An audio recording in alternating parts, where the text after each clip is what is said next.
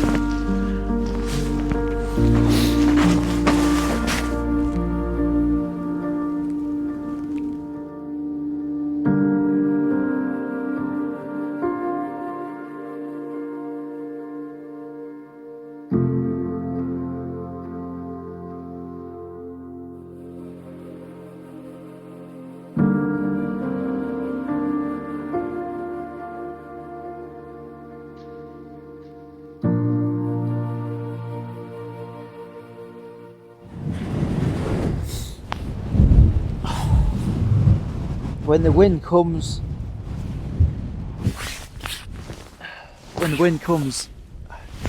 it is unbelievably cold. It goes through your clothes. Oh, man. We were blinking heck. Literally, I don't own any more coats. Right, well, I was just about to say how peaceful it is and everything, and then the wind picks up and it's unbelievably, well, it's still amazing, but freaking cold. Anyway, yeah, so we're waiting for, the guys are waiting for the conditions. They're looking at this radar that says that in the next hour it's going to clear. It's been saying that for the last 2 hours, but they're optimistic, which is fine because it means I get plenty of time to wander around these incredible sort of formations in the snow. And I was gonna, because they're skiing and I'm literally in my wellies because of the snow and stuff, I'm just gonna slide on my backside pretty much the whole way back down this hill. So they're going to take about 30 seconds to get down the hill. I'm going to take about 25 minutes at a falling rate.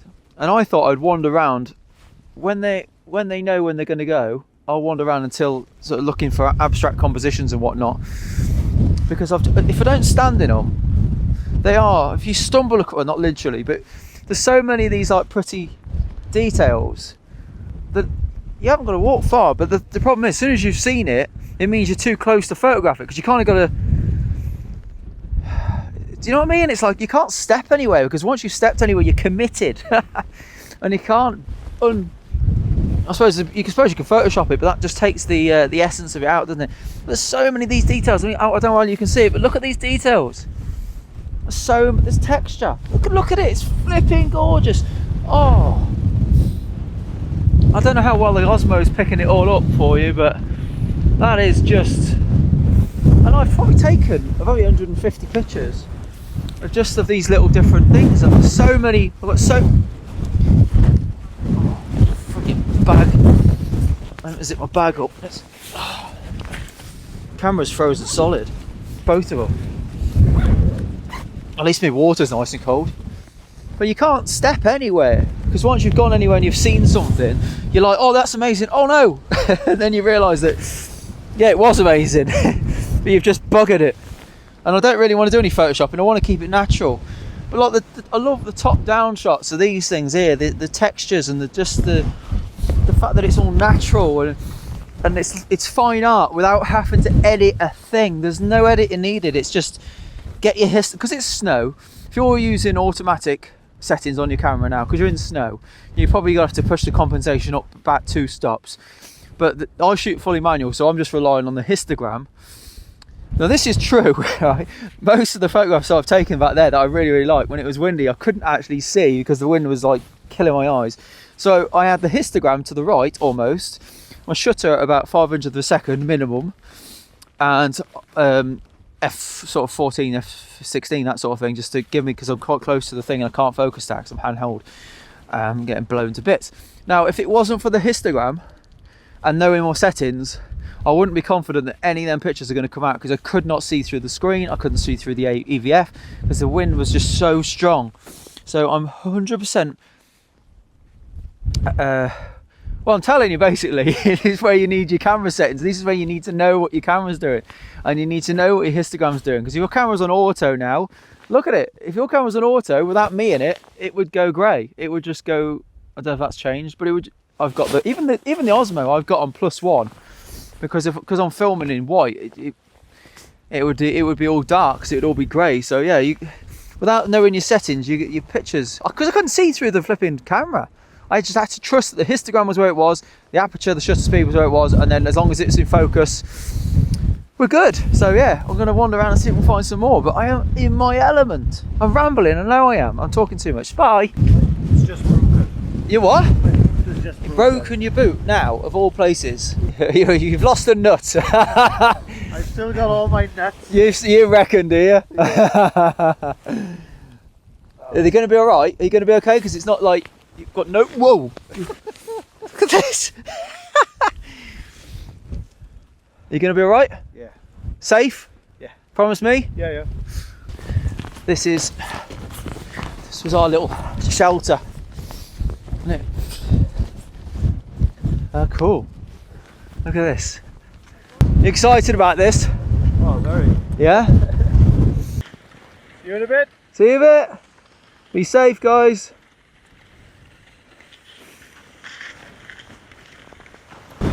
Can't go to my arse here. No two ways about it. Flipping heck. Whoa. That is some wind, that is some flipping wind. Look at that. That's standard.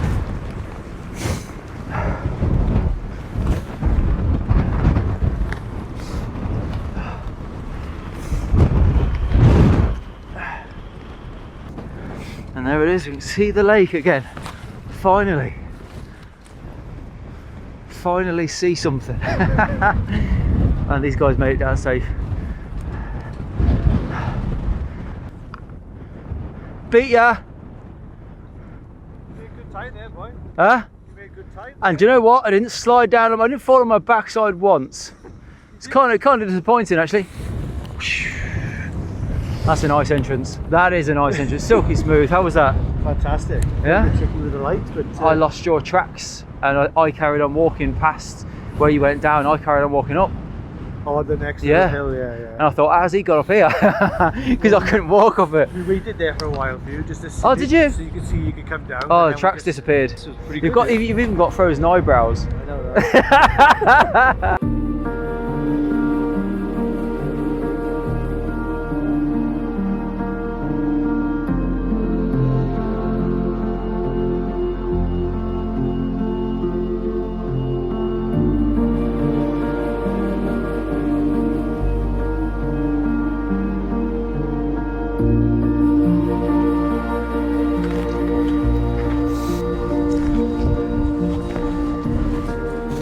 You gotta do what you gotta do, mate. Freezing your nuts off for, literally. Your nuts must be freezing. Bit of macro. This is just gorgeous. Beautiful look at. I'm not sure there's a photograph here, but that ledge coming down there is unbelievable. I don't think there's a particularly good photograph here, but the details. And it's very cluttered with broken ice and stuff, but light in the background's lovely. It's just gorgeous.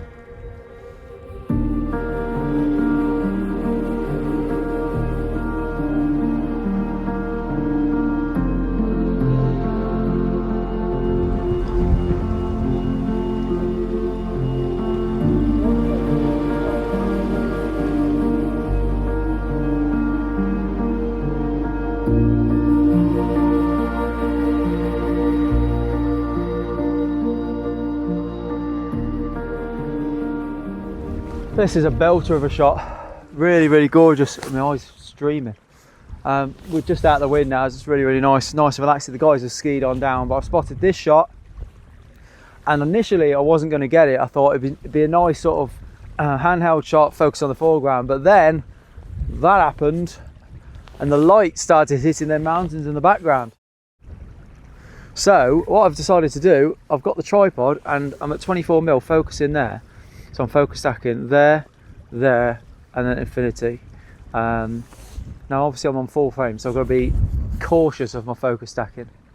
Make sure I get everything. I don't have the depth of field that I would on the crop sensor Fuji. So really, really close to the camera, about just under a meter, I'd say. No, about a meter. There, there, and infinity. But no polarizer, no nothing. There's some amazing detail in the sky. So I think I've just missed the best light. But I'm going to wait it out. The clouds are going to the right, so there might be another break. But portrait, see, absolutely fantastic. So f13, ISO 125, 125th of a second as well, because there's a bit of movement in the reeds and the grass there. So really, really beautiful. Really, really beautiful. I'm thinking maybe I should lower the camera down a bit because I'm about here. If I come down a little bit, I'll close the gap. But if I close the gap, I can't see that there. And that, the way that this steps down, that enables you to takes the eye down. So the further higher up I go, I lose this in the foreground. So I think I'm about right. But look at the light in the background. So yeah, one focus in the foreground, focus in the middle, and focus at infinity. F13, absolutely fantastic. Just keep it on the histogram.